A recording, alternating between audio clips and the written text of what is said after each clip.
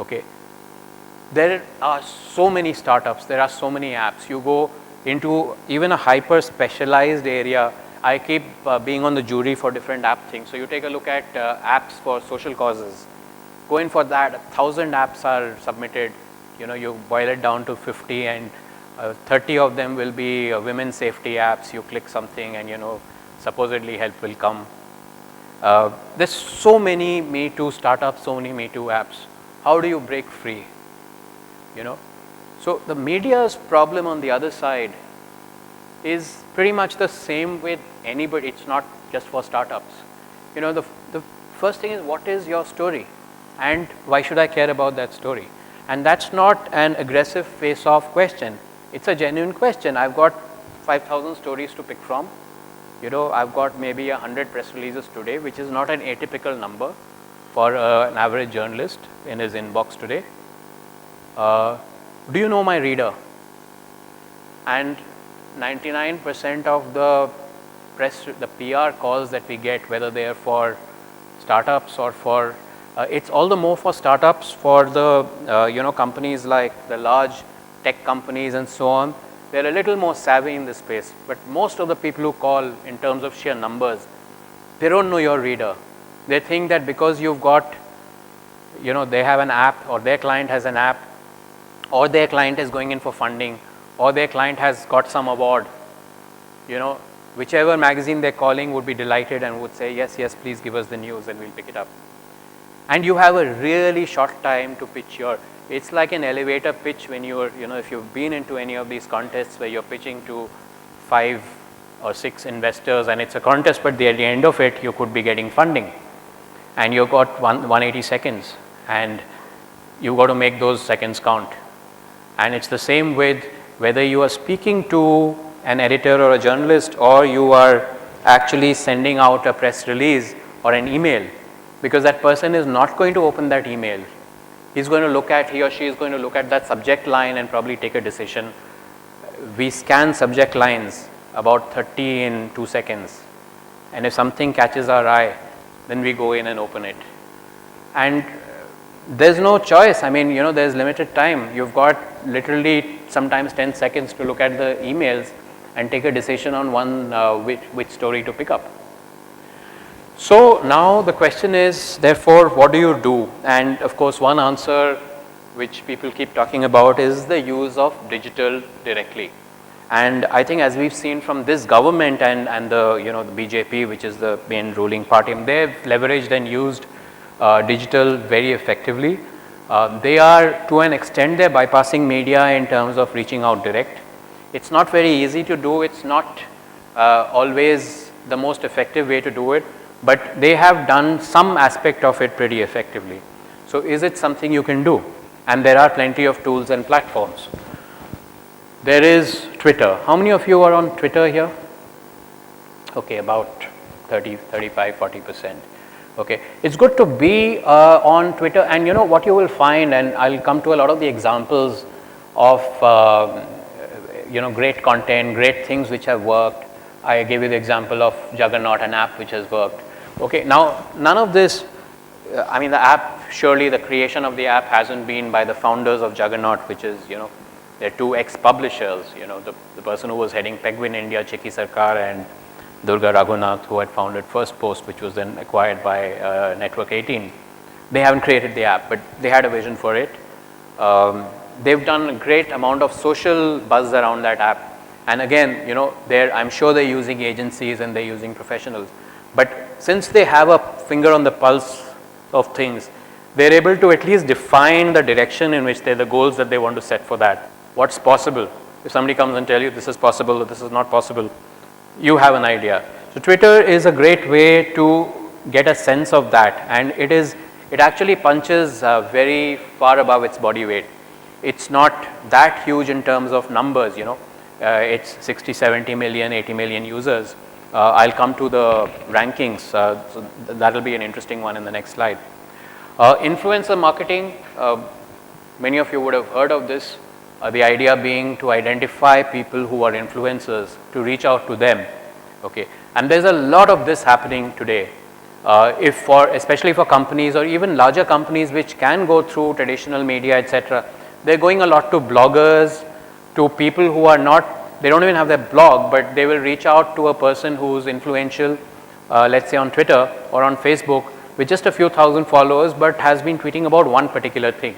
And maybe that's soup makers, or maybe that's some watches, or maybe a person's talking about electric vehicles, and has got 3,000, 4,000, 5,000 followers and is considered an influencer there. So you go out and reach out to that influencer. So building up these influencer communities, again, often a professional's job, but it's great if you as founder, co-founder, CTO, whatever, are up there on that network and you're connected to even 5 of these influencers, so you get a sense of what works with them. There's a lot of online tools for presentations. You should try out Adobe Spark, Canva, if you haven't. Very, very simple to put your ideas together and forward in that. Again, maybe you won't sit and actually create all these online stuff yourself. You might use professionals. But if you try it for 5 minutes, you'll get an idea of how much can be done in this. And then again, you need the ideas, you need the clarity of vision and statement for what is being produced there to work. So if you just hand it over to a supposed professional who's typically a consultant, you're not going to be hiring, top-end consultants for this, or companies. You'd probably hire fairly entry-level freshers to maybe mid-range designers. Those designers don't share your vision for your product and your goals. So again, nothing to beat having some hands-on experience of what these tools can do, and you'll find it pretty amazing. Now these tools are all online, which means that you don't have to download them. Okay, if you're on the web, you can actually create stuff online. I'm sure you use these things. You get a file, let's say an iTunes file, which is .m4a, and you want to convert it. You don't need to find a tool to do it. You can just Google convert files, and then it instantly, the first hit is a site which will convert files, and you upload that file. Say I want an output in MPEG or MP3 or whatever, download it, and that's it. 3 minutes, you're done. All online. Similarly, design tools, a lot of digital tools completely online. Photography, and a lot of India is quite behind the curve on the use of social in terms of platforms, especially beyond Twitter, Facebook, LinkedIn.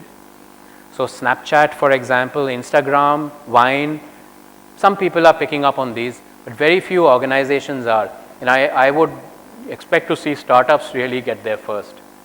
Because the thing is that it's not always about a product, and that's a recurrent theme I'm going to keep coming back to in the next 10 minutes that I have.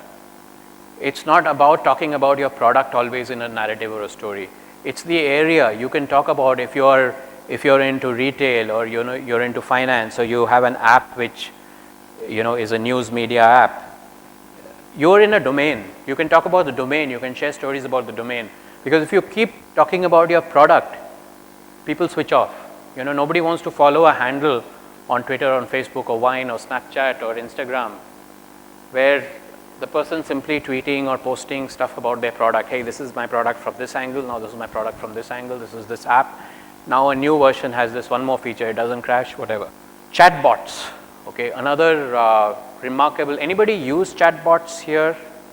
Anyone use? Okay, great. So we've got 2. Anyone use chat at all apart from these 2? Not just bots, but chat in any way in your business? Okay, great. So chat is, chat of course is remarkably powerful, and the whole idea with bots doing that is taking care of the basic hygiene factor of interaction on a platform that already exists. And this is kind of important to note, If you create an app, and however much you love your app, maybe more than your firstborn child or whatever, the point is that the world doesn't.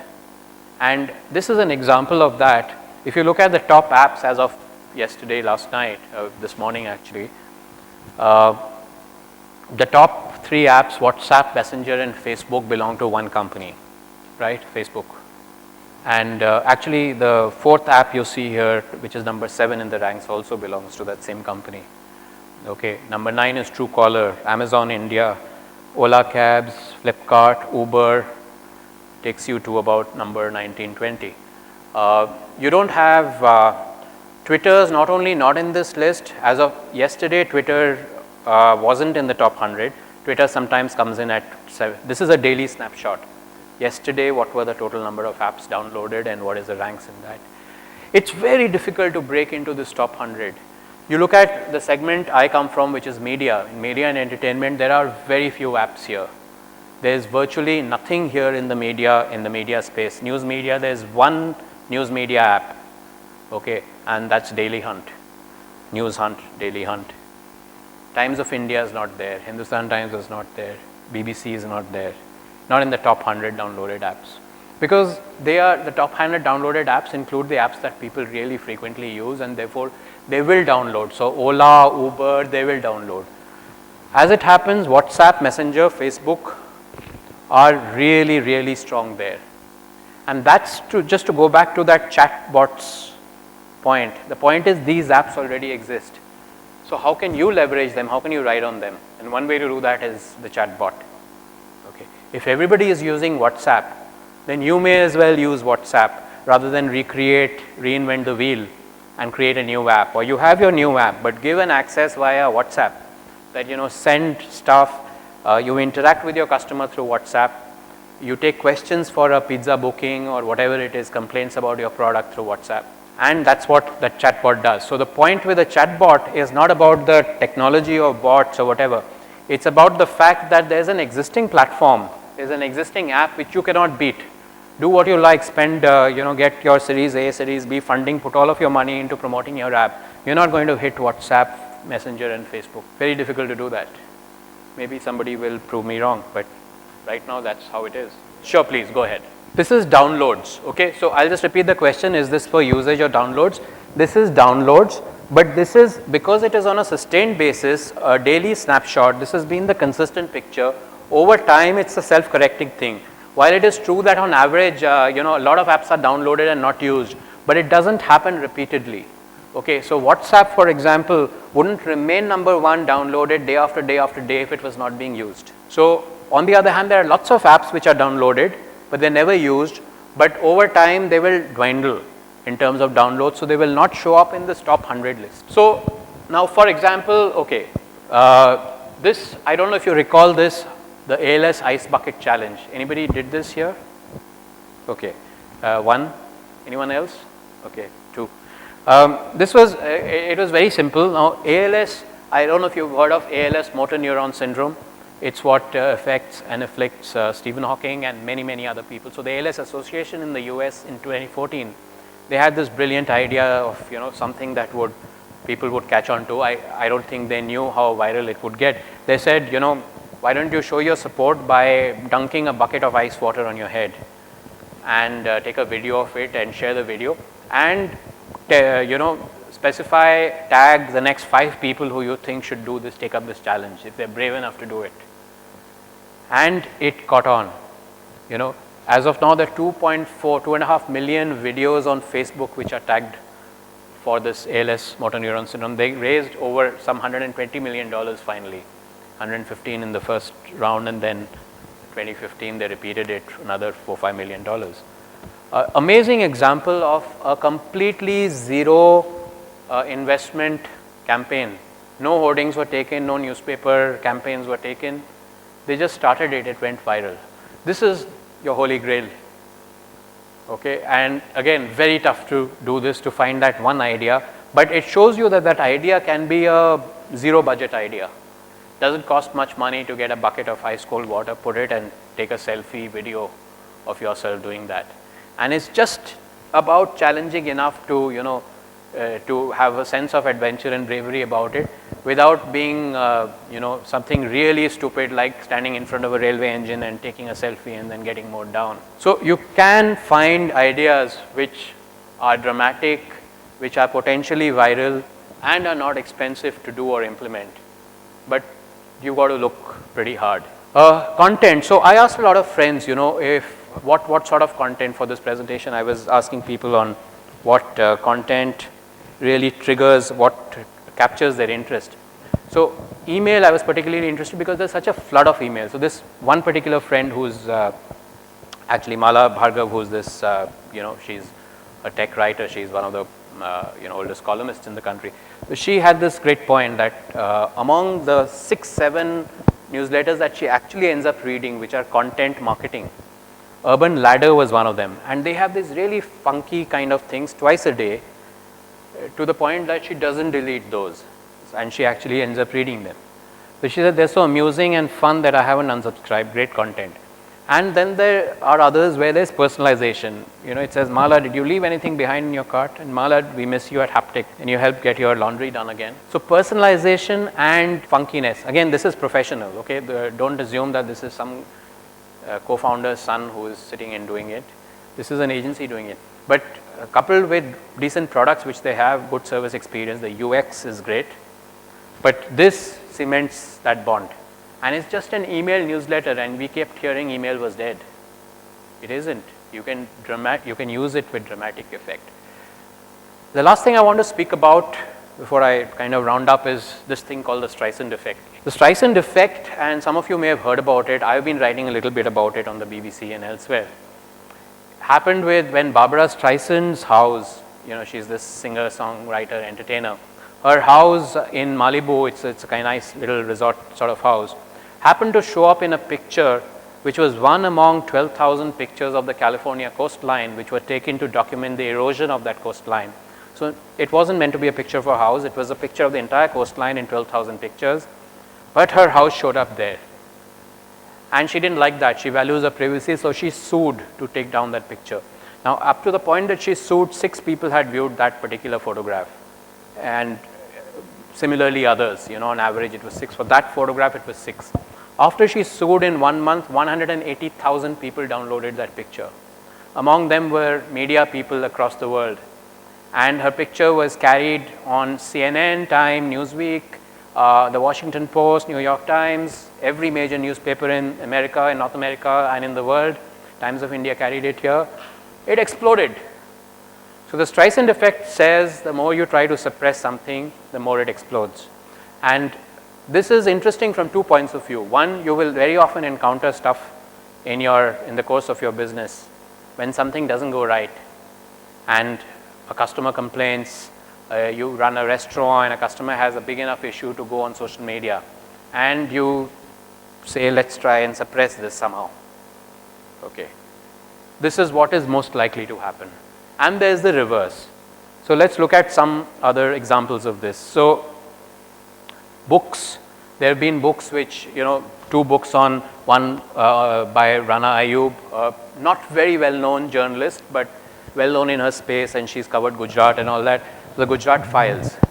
She was attacked by the Stroll Army, okay, supporters of the BJP, and what they did was they attacked her on Amazon before her book was launched, but the page was live, and they said lousy book, terrible author, you know, horrible book, all before the book launch.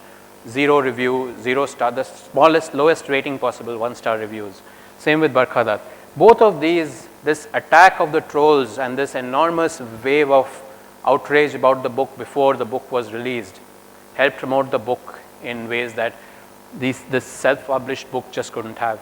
This, by the time the book was launched, the Washington Post and the Wall Street Journal had covered it, and no self-published author could have achieved that kind of global publicity. So the Streisand effect works every time. Snapdeal Amir Khan, remember this? Amir Khan said, intolerance, India is intolerant, and you know, my wife Kiran says we should leave.